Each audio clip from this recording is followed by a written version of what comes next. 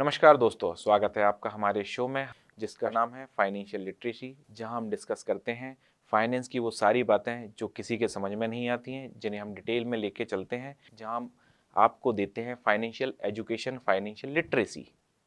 तो आइए शुरू करते हैं। आज हम बात करेंगे लगभग 5 से 6 बहुत ही इम्पोर्टेंट इन्वेस्टमेंट रूल्स की। जब हम बात करेंगे इन्वेस्टमेंट्स रूल की, तो सबसे पहले हम बात करेंगे रूल ऑफ 72 की।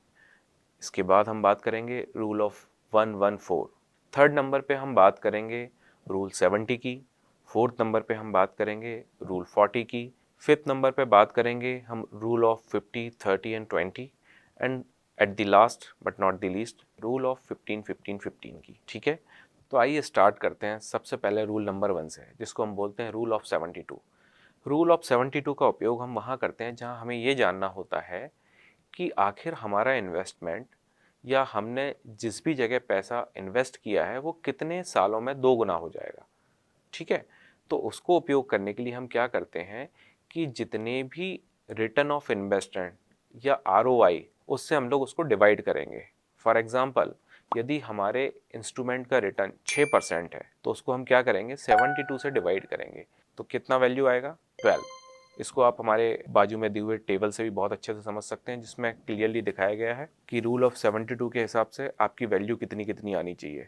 तो सबसे पहले हमने शुरुआत की है रूल ऑफ 72 में रेट ऑफ रिटर्न को 4% कंसीडर करके चले हैं, और 2x इन्वेस्टमेंट आने में कितना समय लगेगा उसके बाजू वाले कॉलम में दिखाया हुआ है 18। इसका मतलब ये है कि जब 72 को 4 से डिवाइड करते हैं तो आता है 18। मतलब यदि आपका कोई इंस्ट्रूमेंट या आपका कोई इन्वेस्टमेंट 4% रिटर्न जनरेट कर रहा है, जैसे हम लोग एग्जांपल ले सकते हैं, एंडोमेंट प्लान्स जो होते हैं वो जनरली 4, 5, 6% का रिटर्न देते हैं। इन दी सेम वे आरडी है, एफडी है, उनके रिटर्न्स लगभग इतने ही रिटर्न ऑफ इन्वेस्टमेंट के होते हैं। तो आपका जो पैसा डबल होता है उसमें लगते हैं लगभग 18 से 12 साल। 4% है तो 18 साल लगेंगे, 5% है तो 14.4 या 14.5 साल के आसपास लगेंगे, अगर 6% है तो लगभग 12 साल आपको डबल होने में पैसा लगता है। इस टेबल से आप क्लियरली देख पाएंगे कि यदि ऐसे इंस्ट्रूमेंट जिनके रिटर्न्स 15% से लेके 20% तक हैं, वहाँ आप देखेंगे कि आपके जो 2x इन्वेस्टमेंट हो रहे हैं वो लगभग हो रहे हैं 4.8 ईयर्स से लेके 3.6 ईयर्स तक। इससे ये समझ में आता है कि यदि आपका पैसा, आपकी सेविंग्स, आपकी मेहनत की पैसा यदि ऐसे इंस्ट्रूमेंट में लगाते हैं जिनका रिटर्न लगभग 12% के ऊपर है, तो आपका जो पैसा है वो बहुत जल्दी डबल हो जाता है। चलिए अब हम बात करते हैं रूल नंबर 2, रूल ऑफ 114। इस रूल का उपयोग करके हम ये समझते हैं कि हमारा किया गया इन्वेस्टमेंट कितने सालों में 3 गुना हो जाएगा। जैसे हमने रूल ऑफ 72 में समझा कि हमारा किया गया इन्वेस्टमेंट कितने सालों में 2 गुना हो जाएगा, उसी तरह से हम समझते हैं कि हमारा किया गया इन्वेस्टमेंट कितने सालों में 3 गुना हो जाएगा, 3x हो जाएगा या ट्रिपल हो जाएगा। राइट, उसके लिए भी हम सेम फार्मूला यूज़ करते हैं। हमारा रेट ऑफ रिटर्न या तो एफडी से आ रहा है, आरडी से आ रहा है, एंडोमेंट प्लान से आ रहा है, या फिर आपने किसी डेट फंड में लगाया हुआ है, या आपने शेयर मार्केट में लगाया हुआ है। वो सारा पैसा कितना रिटर्न जनरेट करके पर ईयर के हिसाब से आपको दे रहा है, उसको हम डिवाइड करेंगे 114 से। आपको स्क्रीन पे एक टेबल फिर दोबारा दिख रही होगी, उस टेबल को आप क्लियरली देख के समझ सकते हैं कि यदि आपका इंस्ट्रूमेंट या आपका इन्वेस्टमेंट 4% का रिटर्न देता है तो 3 गुना होने में आपके पैसे को लगता है लगभग 28.5 साल, मतलब 28.5 साल में आपका पैसा 3 गुना होता है। जबकि यदि आपका इन्वेस्टमेंट का रिटर्न लगभग 10% है तो आपका जो पैसा है लगभग 11.5 साल में 3 गुना होता है। और वहीं यदि आपके इन्वेस्टमेंट का रिटर्न 15 साल का है तो आप देख सकते हैं कि ये बहुत ही जल्दी 3 गुना हो जाता है, लगभग 7.5 साल में, 7.6 ईयर्स में आपका पैसा जो है लगभग 3 गुना हो जाएगा। और यदि भाग्य अच्छा रहा, आपके इन्वेस्टमेंट शेयर मार्केट में या म्यूचुअल फंड्स में बहुत अच्छे रहे और उनका रिटर्न लगभग 20% आता है, तो आप देखिए कि आपका पैसा लगभग 5.7 ईयर्स में 3 गुना हो जाता है। तो ये सारे रूल्स का उपयोग जब भी हम इन्वेस्टमेंट का प्लानिंग कर रहे होते हैं, या जब हम ये डिसीज़न ले रहे होते हैं कि हमें किस तरह के इंस्ट्रूमेंट्स में या किस तरह के इन्वेस्टमेंट की जगह पे हमारा पैसा लगाना चाहिए, तब ये रूल्स का हमें ज़रूर ज़रूर ज़रूर उपयोग करना चाहिए। अब हम समझते हैं रूल नंबर 3, ये जिसे हम बोलेंगे रूल ऑफ 70। रूल ऑफ 70 का उपयोग हम वहाँ करते हैं जहाँ पे हमें ये देखना होता है कि हमारा इन्वेस्ट किया हुआ पैसा ड्यू टू इन्फ्लेशन या महंगाई दर की वजह से कितने दिनों में आधा हो जाता है। उसे समझने के लिए हम लोग उपयोग करते हैं रूल ऑफ 72, जिसको हम एक एग्जाम्पल से समझेंगे कि यदि आपने 10 लाख रुपए का इन्वेस्टमेंट किया, आपका पैसा बढ़ के 50 लाख रुपए हो गया अगले 10 सालों में, ठीक है, लेकिन एक्चुअली उन 50 लाख की वैल्यू 10 साल बाद कितनी रहेगी उसको जानने के लिए हम यूज करते हैं रूल ऑफ 70। तो कैसे करेंगे? यदि हमारा इन्वेस्टमेंट 50 लाख हो गया है और महंगाई दर लगभग 7% के हिसाब से बढ़ी है, तो 70 को हम डिवाइड करेंगे 7 से, तो 70 divide by 7 will come out to be 10। तो इसका मतलब ये हुआ कि अगले 10 सालों में आपके पैसे की वैल्यू आधी रह जाएगी। इसका मतलब क्या हुआ कि जो हमने इन्वेस्टमेंट 10 लाख रुपए किया था वो 10 सालों में जो हमारा 50 लाख रुपए हुआ उसकी value due to inflation 25 lakh के बराबर हो जाएगी। So this is the way we calculate our inflation effect on our investments, on our savings. बाजू में आपको जो टेबल दिख रहा होगा उससे आप समझ सकते हैं कि यदि इन्फ्लेशन की वैल्यू अलग अलग सालों में अलग अलग रहती है तो उसका एवरेज इफेक्ट हमारे पास कैसा आता है। यदि इन्फ्लेशन लगभग 4% रहता है तो हमारे इन्वेस्टमेंट की वैल्यू लगभग 17.5 सालों में आधी रह जाती है। और वहीं यदि आपके इन्फ्लेशन की वैल्यू अगर 7% के आसपास रहती है तो लगभग 10 सालों में आपके इन्वेस्टमेंट की वैल्यू हाफ हो जाती है। यहीं यदि इन्फ्लेशन या महंगाई दर 10% के आसपास रहती है तो आपके इन्वेस्टमेंट की टोटल वैल्यू लगभग 7 सालों में ही आधी रह जाती है। और वहीं यदि इन्फ्लेशन जैसा कि हमारी कई कंट्रीज में बहुत ज़्यादा है, लगभग 15 से 20% के आसपास का इन्फ्लेशन चल रहा है, तो वहाँ की कंडीशन बहुत ख़राब है। वहाँ पे जो भी लोगों ने इन्वेस्टमेंट किया हुआ है उसकी वैल्यू लगभग 3 या 4 सालों में ही आधी रह जाती है। बट हमारे यहाँ गवर्नमेंट ऑफ इंडिया की कोशिश रहती है कि इन्फ्लेशन कम से कम रहे और रिटर्न ज़्यादा से ज़्यादा रहे।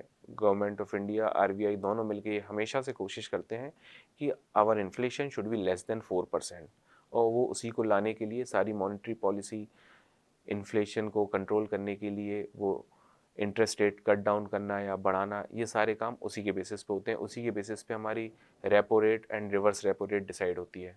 So it is very important कि आप अपने इन्वेस्टमेंट को जब भी करें तो ये फिगर ज़रूर देखें कि इस वक्त हमारा इन्फ्लेशन कितना चल रहा है। उससे आपको अंदाज़ लगेगा कि हमारे इन्वेस्टमेंट की वैल्यू कितने दिनों में हाफ हो जाएगी।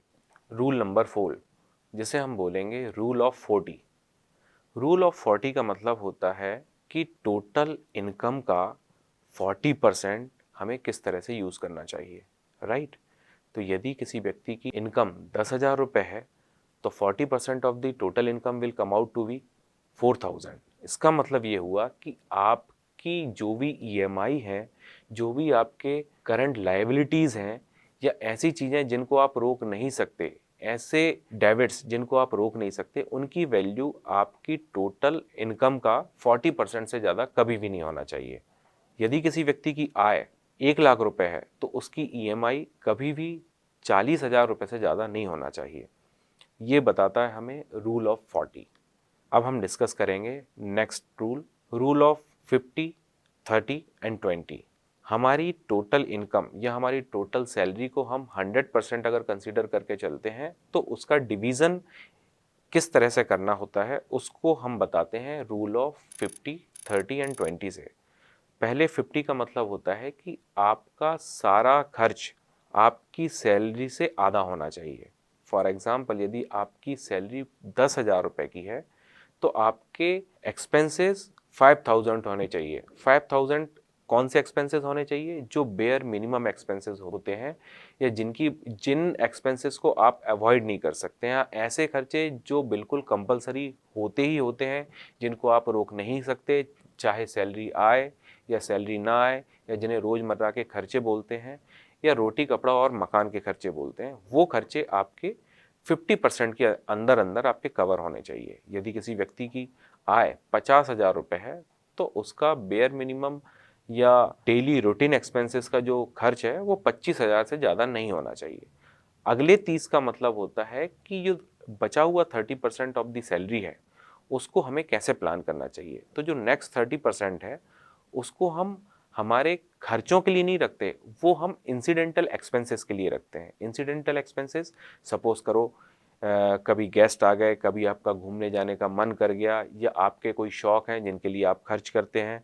आपके बच्चे को कभी किसी चीज़ का शौक़ हुआ, कहीं उसको घूमने जाना है, आपको मूवी देखने जाना है, कभी बाहर होटल खाना खाने के लिए जाना है, तो ये सारे जो खर्चे होते हैं वो सारे 30% में कवर होते हैं। फॉर एग्ज़ाम्पल, यदि किसी की सैलरी 10,000 रुपये है, तो वो अपने इन सारे खर्चों को 3,000 के अंदर अंदर रखे सारे महीने में।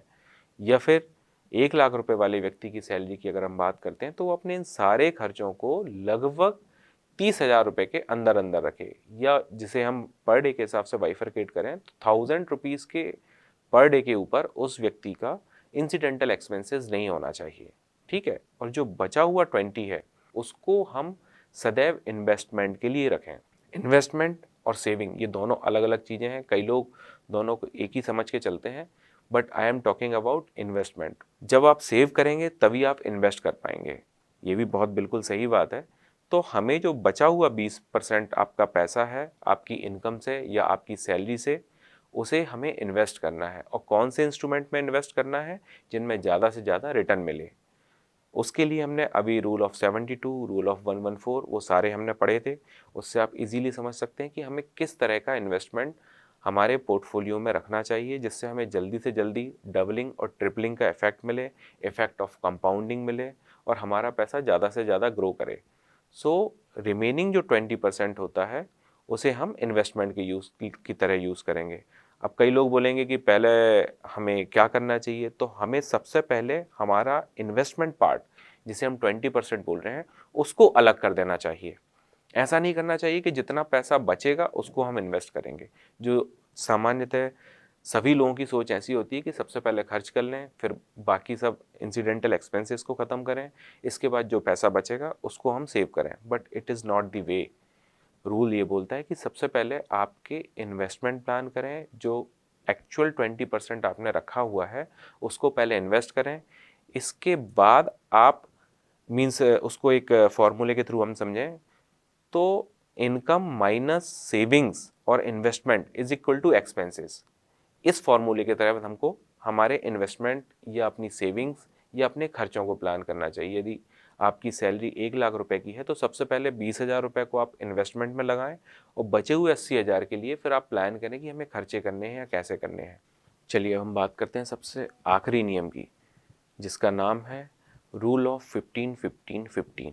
इस नियम का उपयोग हम वहाँ करते हैं जहाँ हमें हमारे इन्वेस्टमेंट प्लान करने होते हैं, जिसमें हम डिसीज़न लेते हैं कि हमें किस इन्वेस्टमेंट में प्लान करना है, कितने समय के लिए प्लान करना है, और हमारी सैलरी का कितना पार्ट प्लान करना है, जिससे हम कितने समय में फाइनेंशियली फ्री हो जाएंगे। फाइनेंशियल फ्रीडम पे हम हमारे पिछले वीडियो में बात कर चुके हैं कि आखिर फाइनेंशियल फ्रीडम क्या है। इसको मैं एक बार और दोहरा देता हूँ आपके सामने। फाइनेंशियल फ्रीडम का मतलब कभी भी अमीर होना नहीं होता। फाइनेंशियल फ्रीडम का मतलब होता है पीस ऑफ माइंड। आपके पास इतना पैसा हो जाना जितना आपका इंसिडेंटल प्लस नॉर्मल एक्सपेंसेस है। रोज़मर्रा की ज़िंदगी को चलाने के लिए जितने पैसे की ज़रूरत आपको होती है, यदि उतना पैसा आपके पास हो जाता है, या उतना पैसा आपको आपके एसेट से रिटर्न के रूप में मिल जाता है, या उतना पैसा आपको आपके इन्वेस्टमेंट से रिटर्न के रूप में मिल जाता है, तो उसको बोलते हैं कंडीशन ऑफ फाइनेंशियल फ्रीडम। इसका मतलब अमीर होना बिल्कुल नहीं होता। क्यों? क्योंकि ये डेफिनेशन सभी लोगों के लिए अलग अलग होती है। मध्यम वर्ग के लिए हो सकता है 50,000 रुपये होती हो, एक बड़े आदमी के लिए इसकी वैल्यू 1,00,000 रुपये होती हो, एक सामान्य तबके के व्यक्ति के लिए इसकी वैल्यू हो सकता है 10,000 या 5,000 रुपये होती हो। इसलिए इस वैल्यू को क्लियरली डिफाइन नहीं कर सकते। बट हम क्या कर सकते हैं? हम प्लान कर सकते हैं कि हमारी इनकम का कितना परसेंट कितने सालों के लिए किस टाइप के इंस्ट्रूमेंट में अगर इन्वेस्ट करें तो हम लोग फाइनेंशियल फ्रीडम अचीव कर पाएँ। उसी के लिए ये नियम होता है रूल ऑफ 15-15-15। इसमें पहले 15 का मतलब होता है कि 15% ऑफ योर इनकम, या वी कैन से कि 15% ऑफ योर इनकम। तो सबसे पहले यदि किसी व्यक्ति की आय 10,000 रुपये है तो उसकी 15% कहलाएगा 1,500 रुपये। और किसी व्यक्ति की आय यदि 50,000 रुपये है तो उसका 15% कहलाएगा 7,500 रुपये, और यदि किसी व्यक्ति की आय लगभग 1 लाख रुपए है तो उसका 15% कहलाएगा 15,000 रुपये। तो ऐसे हमने 3 कैटेगरीज में अलग अलग लोगों की आय वर्ग के हिसाब से समझा। तो ये तीनों लोग यदि अपनी आय का 15% इन्वेस्ट करते हैं कितने सालों के लिए, जिसकी वैल्यू है 15, सेकंड 15 का मतलब है नंबर ऑफ ईयर्स, यदि वो लोग अपना 15% 15 साल के लिए इन्वेस्ट करते हैं, और थर्ड 15 का मतलब होता है कि ऐसे इंस्ट्रूमेंट जिनका रिटर्न 15% आता है, या ऐसे जगह ऐसे असेट्स वो लेते हैं जिनसे उन्हें 15% का रिटर्न जनरेट होता है, उसको हम बोलेंगे लास्ट 15। तो इसका मतलब क्या हुआ कि आपकी इनकम का 15% यदि आप 15 साल के लिए ऐसे इंस्ट्रूमेंट में इन्वेस्ट करते हैं जिसका रिटर्न 15% प्रति ईयर के हिसाब से है, तो आप अगले 15 सालों में लगभग फाइनेंशियली फ्री हो जाते हैं। इसमें एक कंडीशन और भी आती है, यदि आप अपनी 15% की इनकम आज की कंसीडर कर रहे हैं, तो यदि किसी की आय आज 10,000 रुपये है तो आई एम नॉट श्योर कि वो उसकी आय सदा अगले 15 साल के लिए भी 10,000 रुपये ही। लेकिन धीरे धीरे जिस तरह से आय बढ़ती है, यदि कोई व्यक्ति अपनी आय के साथ अपनी प्रेजेंट आय का या अपनी प्रेजेंट इनकम का 15% देगा, तो ये जो इन्वेस्टमेंट हम लोगों ने कंसिडर करके चले हैं, 10,000 रुपये के हिसाब से 1,500 रुपये, 50,000 रुपये के हिसाब से 7,500 रुपये, और 1 लाख की इनकम वाले के लिए 15,000 रुपये, ये कभी भी कांस्टेंट नहीं रहेंगी, क्योंकि व्यक्ति की आय सदैव बढ़ती है। और ये मान के चलते हैं लगभग 8 से 10% के हिसाब से व्यक्ति की आय हर साल बढ़ती है। तो यदि कोई व्यक्ति अपनी आय का हर साल 10% अपने इन्वेस्टमेंट में भी बढ़ाता है, तो वो व्यक्ति और जल्दी फाइनेंशियली फ्री हो सकता है, फाइनेंशियली इंडिपेंडेंट को और जल्दी हासिल कर सकता है।